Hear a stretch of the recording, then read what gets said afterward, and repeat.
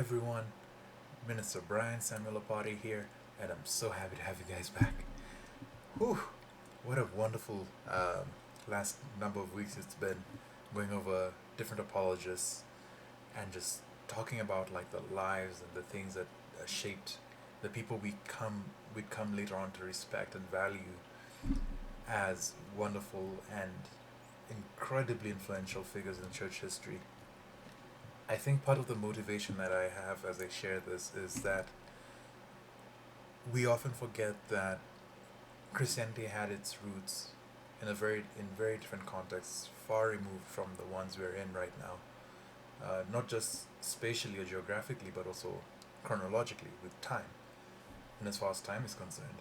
Um, I think it's always important to learn and relearn some things again and again and again, and that's one of the main motivations that I have, that we have here at Still Moments with Jesus, with going over some of these important points in church history, so that even for those who do not know much about the church or its inception or its earliest followers and earliest ministers and earliest leaders, can learn something new that they haven't known about before, that they themselves would also love to, or maybe you would love to know about and think about. And we thank you so much for just joining us and just being with us. Now, today's episode on Christian Apologist is going to be the final one for this season as we brace ourselves for the next season. Please remember to like, share, subscribe, and yeah, if this has been a blessing to you, please feel free to just reach out to us and just talk to us. Um, I'd love to go into this a little bit further, but I sincerely want to talk to you all about our final apologist. He's not a traditional apologist in any sense of the in any true sense of the word, but in some ways his life does reflect the life of an apologist. We touched on the basics of what an apologist is, a Christian apologist is. It's someone who defends the faith, right? And oftentimes, I think we've been conditioned to think that it just means that it's going to be more of a defensive position, right? Like within the context of a court case, where someone has to defend their position constantly, to prove that either they were right or they were wrong, or to prove a point that was made, or to get their way with a particular in a particular issue, or with a person, or with a thing, or whatever that entity is. Oftentimes, we think of defense in a very defensive um, way. It's us trying to protect ourselves, protect who we are, protect our identities, protect our egos, all that, right? But something I hope you learn is that Christian apologetics is not necessarily a defense per se in that way that we've come to know defense, but Christian apologetics is concerned with the offensive, which is going in and proactively showing what the gospel is about. Um, it is not about political positions. It is not about um someone else's wills or desires. This is about God. This is about God's kingdom. If it's political, it's about God's kingdom. And in the sense that God's called us to share his love with everyone, to share the good news of Jesus with everyone, to share his his kindness, to help others who've not known him know him. Um, and in that way, it is somehow political. It is a destruction and de-establishment of orders that have existed, so that the creation of new ones can be made. This is the foundation of what the church looks like. And as I promised last time with Christian apologetics, that the last person that I would tackle on this series would be someone from the text. And would you believe it? This is going to be none other than Thomas, the apostle and disciple of Jesus Christ. Now, something to keep in mind about Thomas. We know he is one of the 12, one of the original 12 that Jesus called. Thomas is also someone we have come to use expressions expressing uh, doubt, right? So when someone says, "Don't be a doubting Thomas," they're saying, "Hey, don't be a doubter." Uh, when someone says, "Hey, don't be a Thomas," don't be someone who's doubting, right? Or if someone says, "Don't be," don't be a Thomas in another sense, they could also refer to someone trying to someone trying to ask for tangible evidence of some things. And I think there's a little bit of both in Thomas's life, as we read in the text in the New Testament, that could very well align with what we've already known, right? About Thomas and about doubt and about belief. I'd say Thomas's story is fascinating because of a few things. One, if you go to the Gospel of Matthew, towards the very end, when Jesus is blessing and assigning what is known as a Great Commission, to go out into all the world and minister and preach the gospel, and Jesus assures that he's going to be with his disciples till the very end of the age. Um, there's a little note made in the Gospels that's in Matthew that says some worshipped, some fell down and worshipped him, but others doubted. Um, Another important gospel, and John, for instance, John does mention how Thomas struggled with the idea that Jesus had risen and doubted his own believers, his own fellow brothers, his fellow disciples, and said, "No, until I see it and feel it, I don't believe it." Which kind of has a rhyming scheme to it if you think about it. Um, and that's something to keep in mind. I think some of us also kind of see ourselves in Thomas, and that's not a bad thing. I think for those of you who've heard this from others saying that no, you kind of have to like swallow the whole faith wholeheartedly and just take it, don't question, don't doubt it, is a very wrong. It's pretty much a very wrong approach to understanding the text, because if the text can acknowledge that some of the disciples doubted, even when they saw Jesus physically in front of them, I think as we see ourselves a bit in Thomas, who doubted and asked for evidence, then we wouldn't be surprised by his reaction when he actually sees Jesus, who appears in the midst of the disciples and wishes them peace. So notice, Jesus does not come in attacking the disciples. He does not come in attacking Thomas about this. He wishes Thomas peace, shalom, as they would say in Hebrew in Jesus' time. So in wishing Thomas peace, and Thomas exclaiming, "My Lord and my God," Thomas, and this is after Thomas gets the invitation from Jesus, who says, "Hey, Thomas, come here, reach into my arms, reach into my hands, see the scars, reach into my side, see where they speared me, and don't doubt anymore, but believe." And Thomas exclaims, "My Lord and my God." There's actually an exclamation point in the Gospel of John on that point, that you read in the Greek. So Thomas, out of all the disciples, so Thomas, second to, I'd say, arguably second to Paul, went the furthest of all the disciples.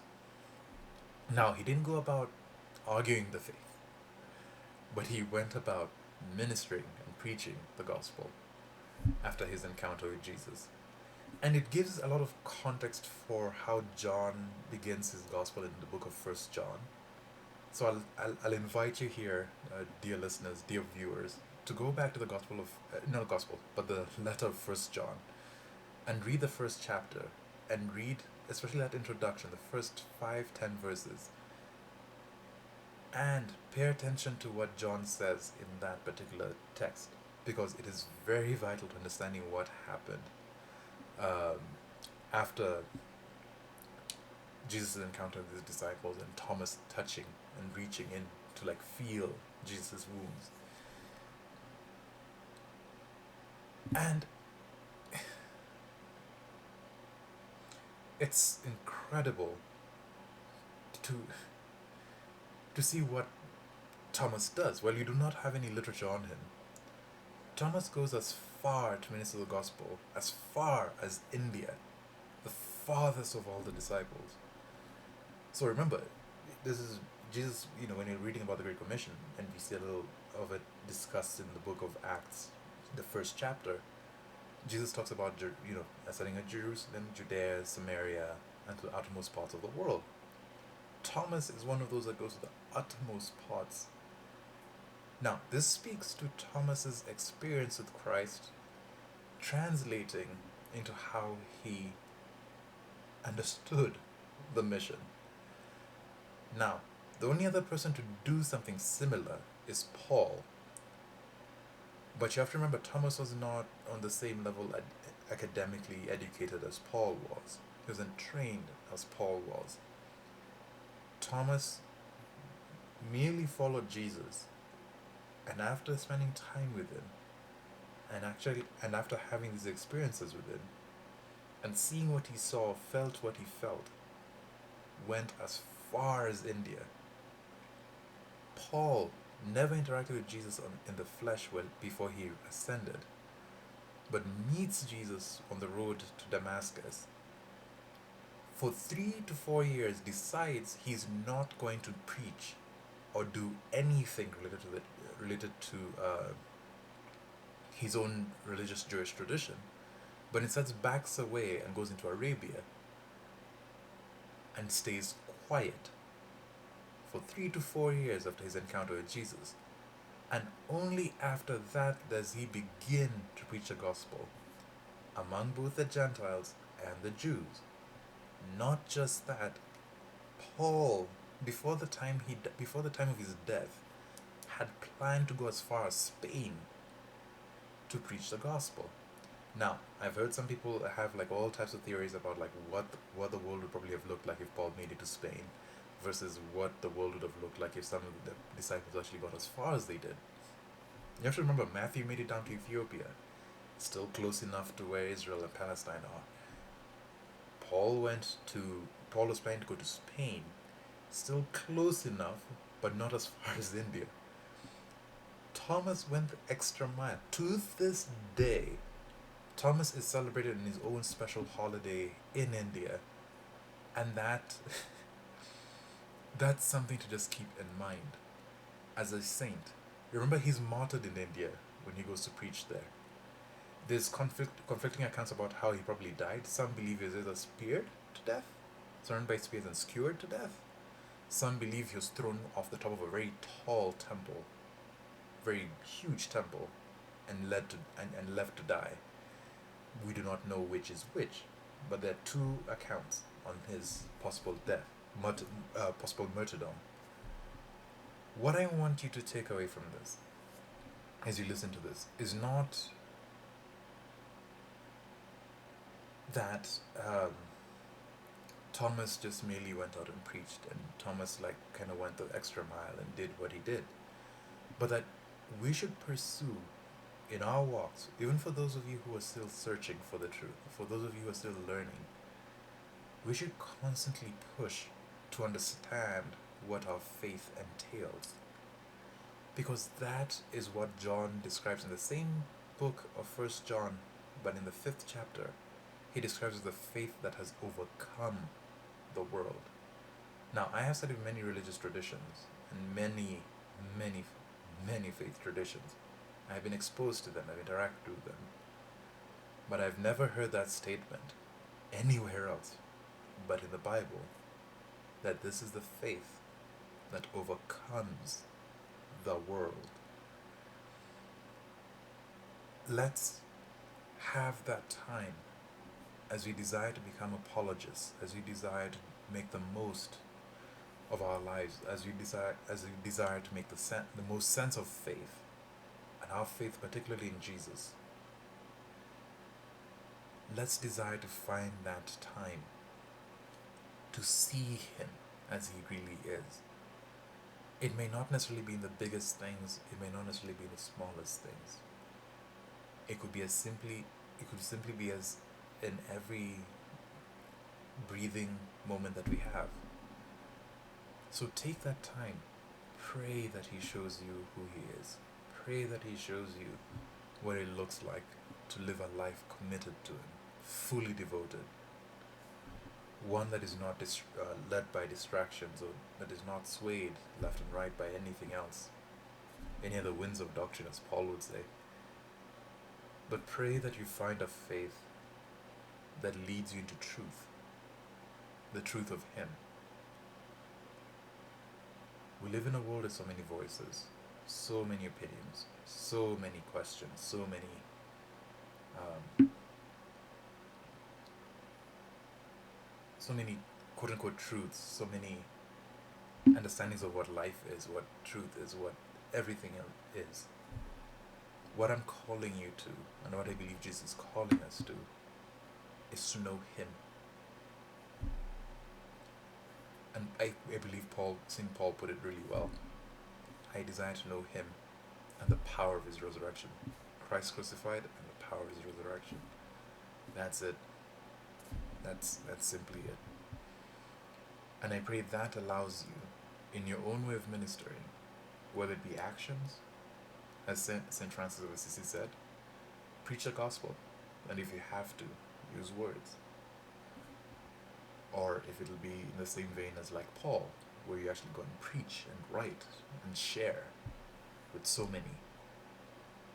Whatever you do, remember, the whole realm of Christian apologetics exists for the purpose of blessing another and helping them come to faith.